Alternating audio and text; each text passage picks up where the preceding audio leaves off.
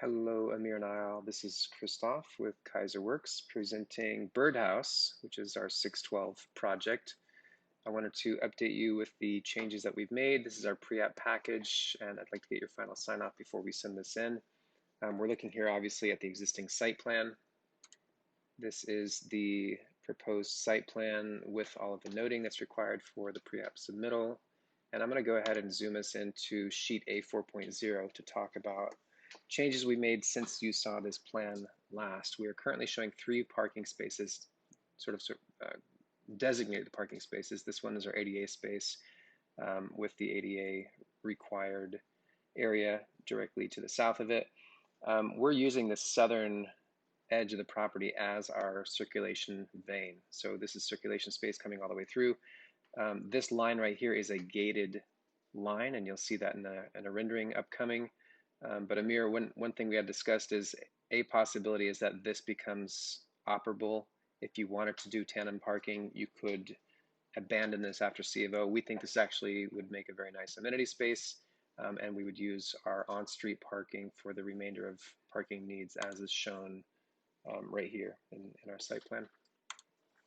So coming back to this site plan, again, walking through this gate on this side, here we come into a larger amenity space. We're envisioning something like a water feature at the center and editing these existing backyards that come off of the duplex. You could leave this as is, but we think it's a lost opportunity, and we think that by adding this this could even be a wood fence, this could be a block fence, but adding this fence here that allows this water feature to be announced as a central feature with these 4 trees running through the space really creates a sort of a gravity at the center of the project that would be nice for the people that live in the main house as well as the people that live in this fourplex that floats above.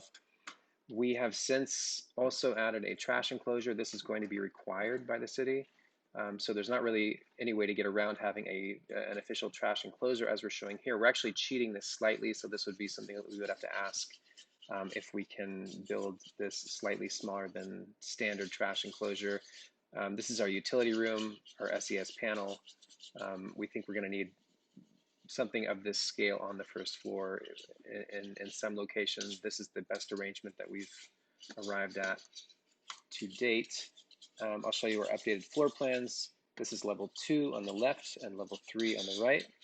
Level 2, coming up these stairs, we have a balcony directly at the top of the stairs, and that gains you access into unit number 2 at 454 square feet. And we have our kitchen directly to the left, living room, TV is located here. Walking down this hallway, we have a 1-bedroom. We're showing a queen size bed here, and then beyond that we have our bathroom with a window at the end of the hall. And then moving across to the other side, our entry door is located directly off this landing, coming into the space with a kitchen directly to your left as you walk in, small living room to the right, and then beyond that we have bedroom, bathroom. You'll notice in these plans that the bathrooms do not stack, but they're always within approximately 7 feet of the other. So our hope is that within our floor space, we can jog from this bathroom, for example, across to this bathroom. The reason we're doing this, there's a few different reasons. The main one really has to do with window placement on the facade. We have a facade that we're excited to share with you and see what your thoughts are, but it is contingent on a sort of playful placement of windows, and to accommodate that playful placement as well as placement dictated by what we think is reasonable and functional for the space to operate sort of optimally, meeting those demands required some slip in the stacking of our wet walls. So looking forward to your thoughts on that. This upper floor is effectively the floor below it, copied and mirrored directly above. So without further ado, I'm going to show you something that you will no doubt find interesting. This is the site section of the birdhouse. So here we have our existing duplex, red brick, located on the east side of the property, and then here we are showing our proposed volume. I'm going to be showing you 2 different versions. There's actually 3 different versions that I want to talk about. In this site section, you see that we have a core that is situated approximately center on the east-west axis of the upper, second, and third floor. So per plan, this accommodates our trash. It has a vertical circulation core. And on the interior volume of it, we have this court. On the exterior volume of this, we have our parking area. The second version is a sort of macro shiplap version, a playful facade that I'll actually go right to. I'm going to go right down to our colored elevation here. In this colored elevation, what we're proposing is a sort of playful takeoff of what we see a lot in the historic districts, the form of shiplap, which occurs at a much smaller scale for a facade treatment. And we are building this larger shiplap out of plywood and then cladding it with asphalt, rolled asphalt. So this is potentially an elevated execution of a very low cost or banal sort of material. So this is material that people don't normally associate with nicer architecture, but we feel there may be a way to execute this, again, low cost but high visual impact and sort of high design detail to yield this form. We're also showing the sort of straightforward boxy version of this in this PDF set that I've sent you, of which there are two options. So if we did this straightforward boxy version, we propose either using fish scale asphalt shingles that would clad the vertical surface of the building, and the other option would be stucco or ephes. So if this could be a continuous stucco surface, between all options that we are showing, we're showing consistent window placement. So these windows, regardless of which of these options you're looking at, as well as the balconies, occur in the same locations.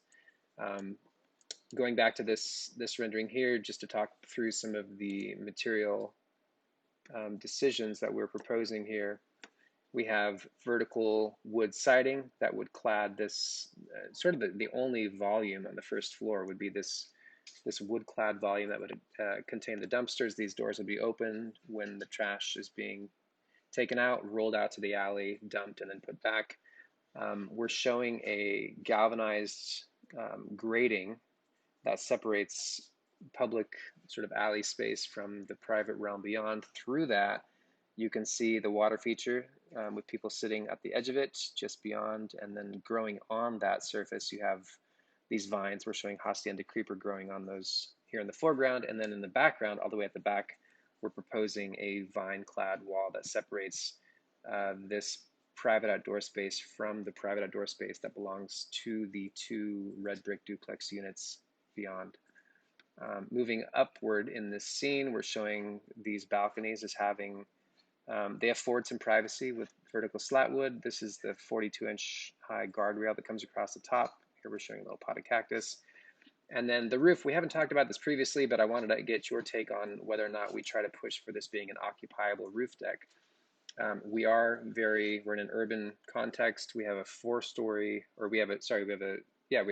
building directly across the alley from us to the south. So we're in a very vertical scenario.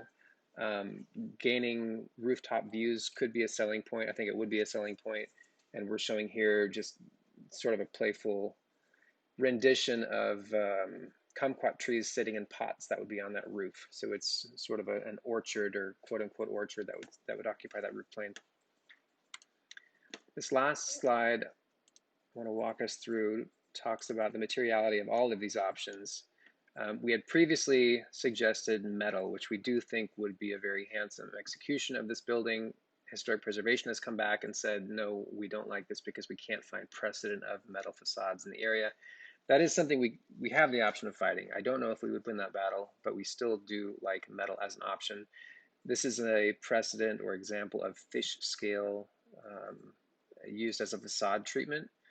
And this is an example of ephes or synthetic stucco, basically large expanses of stucco without control joints, which we feel would be important if we were going to do this as a stucco building. What we're trying to pull off aesthetically would be diminished significantly if we had the standard control joints sort of crisscrossing this otherwise very homogeneous stucco facade. This next image to the right is simply an example of playful architecture in historic contexts, and this is generally what we're trying to do with this playful roof form. Going back to this image here, this playful roof form that is at once sort of a showstopper, kind of a very dramatic architectural move, but on the other hand, harkens back to the language and the architectural vocabulary of the context that it's sitting in a historic house context with a lot of shiplap examples, um, and also just borrowing from the material palette directly is what we're doing with that as an inspiration. Moving down in this slide here, we've just put 4 examples of rolled asphalt, which we actually completed this entire design before looking for examples for this, and we were happy to find some examples of people doing interesting things architecturally with rolled asphalt. So it's not a first. I do think that this form that we're proposing here may be a first because I can't find any examples of it, but it's something that we feel pretty strongly about and want to get your take on it. Moving to the right in this image here, this is a sort of it's an elevation, but a site section looking to the south. And in this perspective or this view, we see our water feature again. At this point here, you're nestled between the existing red brick structure and this new building that we're proposing. And I think the verticality of that space is going to be quite dramatic. And this would really yield just a kind of a special, intimate, yet semi-public realm that would be shared by all people that would occupy this site. So we look forward to your thoughts on this. Thank you.